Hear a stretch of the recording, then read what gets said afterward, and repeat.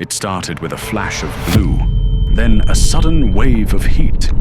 In less than a second, an innocent slip of a screwdriver triggered a reaction that unleashed an invisible flood of energy, powerful enough to rip through living cells, shred DNA, and cook flesh from the inside out.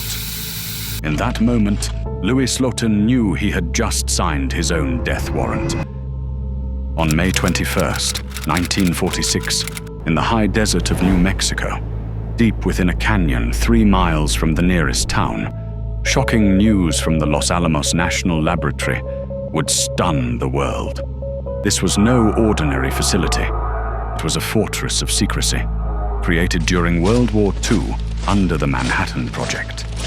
Behind its locked gates, some of the brightest scientific minds in history had toiled to design weapons powerful enough to erase entire cities.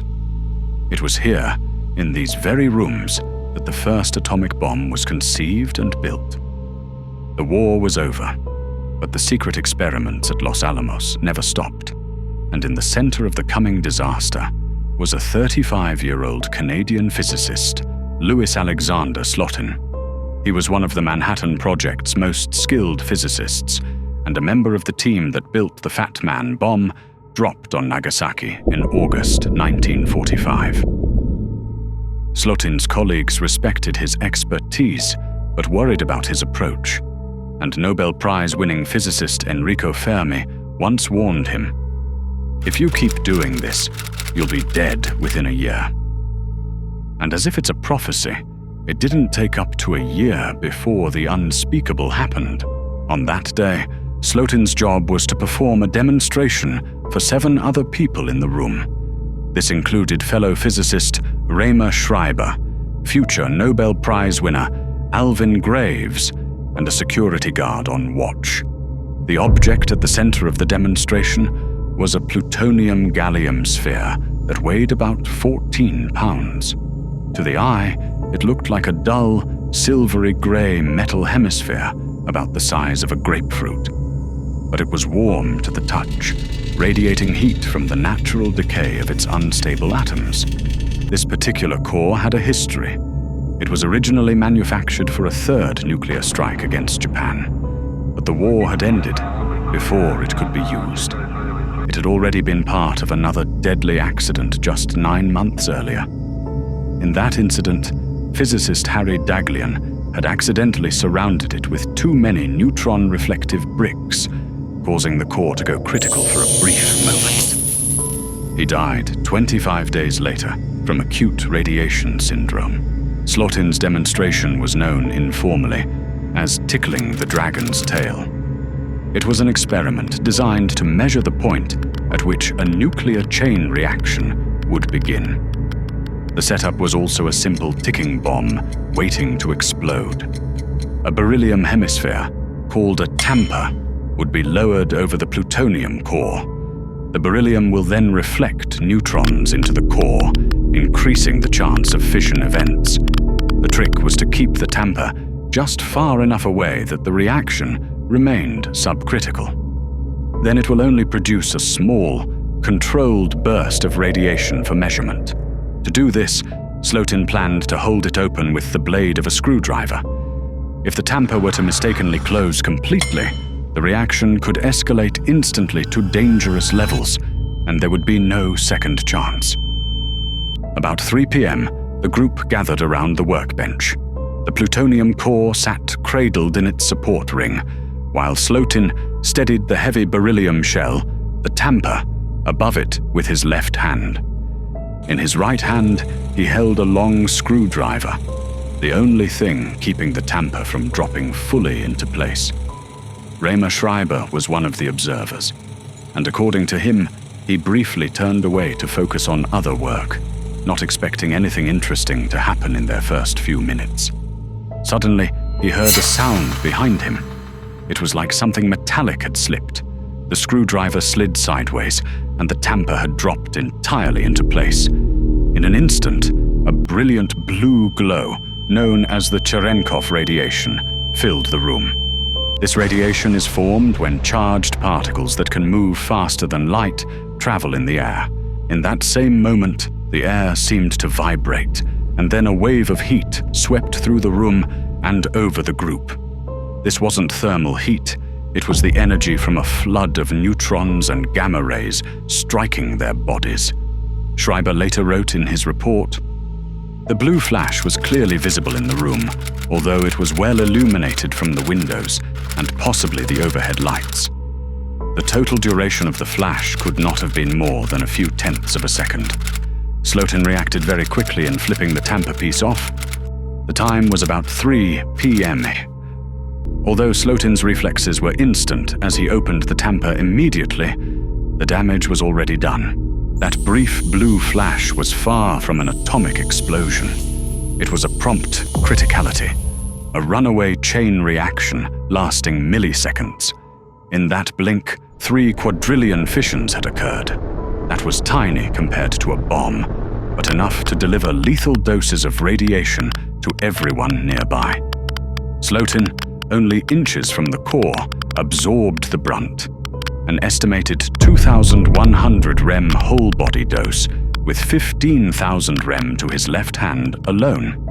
For comparison, 500 rem to the whole body is usually fatal. Radiation doesn't burn like a flame. Its particles tear through the body, shattering atoms, breaking chemical bonds, and shredding DNA. In high doses, this destruction cripples the bone marrow, the digestive tract, and the nervous system within hours. The guard present had little knowledge of what had happened, but when the core started to glow and people started yelling, that was all the cue that something terribly wrong had happened, and he ran out the door and up a nearby hill. Within minutes, Slotin had a sour taste in his mouth and could feel a tingling sensation in his left hand. The skin turned red, then numb, and he and everyone present knew what that meant. While waiting for the ambulance, Slotin and the team drew a diagram showing exactly where everyone had stood, then tried to measure nearby objects for contamination: a bristle brush, a Coke bottle, a hammer, and a tape measure. The detector, already contaminated, gave no useful readings. Slotin even directed a colleague to place film badges around the core to gauge the radiation, a dangerous errand that yielded nothing. By the time the ambulance arrived, Slotin had vomited twice, a very clear sign that acute radiation syndrome had already begun. Slotin and the team of scientists were rushed to the Los Alamos hospital. On arrival, he was still conscious and could still talk with the hospital staff, but the doctors knew that that was misleading. Early lucidity is common before radiation damage sets in fully. The vomiting continued through the night and would only stop just before morning. Slotin's left hand had become dark and was painfully swollen. His right hand, which had held the screwdriver, showed milder burns. The doctors packed both hands in ice to slow tissue damage. For the next 2 days, Slotin's white blood cell count dropped, an indication that his bone marrow had been severely damaged. The bone marrow normally produces white blood cells for immunity, and without those, the body cannot fight infection. His left hand got worse, too. The skin was blistered and had begun to slough away. By then, the burns had a waxy, bluish appearance because of deep tissue death. This is what doctors call a 3-dimensional sunburn. Inside, the radiation was damaging his intestines, heart, and central nervous system. On the 4th day, the army flew Slotin's parents from Winnipeg to Los Alamos. They had received a call from him on the 1st day, and he told them about the lab accident. When they arrived, they found their son in a hospital bed with pale skin and cracked lips, but still able to greet them. By day 5, his condition worsened sharply. His white blood cell count dropped even further, and he spiked fevers. His pulse became irregular. His gastrointestinal tract was also failing, a typical result when the fast-dividing cells lining the gut are destroyed by radiation. From this day on, the patient failed rapidly, the medical report noted. The 7th day saw Louis drifting in and out of mental confusion. His lips turned blue, and oxygen had to be administered. By now, infections had set in. Without white blood cells, his immune system was defenseless. His blood pressure dropped dangerously low. Eventually, he slipped into a coma. The doctors tried to bring him out of it, to no avail. On the evening of the 9th day, May 30th, 1946, Louis Slotin passed away, and the official cause of death was ruled as acute radiation syndrome, also known as radiation sickness. His body was placed in a sealed army coffin and returned to Canada for burial.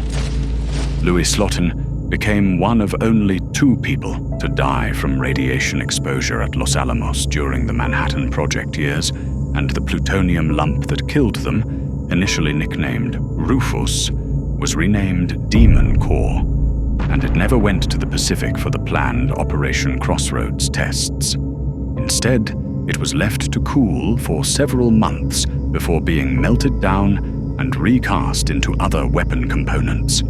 Enrico Fermi's warning had been prophetic, and the Demon Core name would stick, a reminder that even the slightest slip in nuclear physics could have fatal consequences.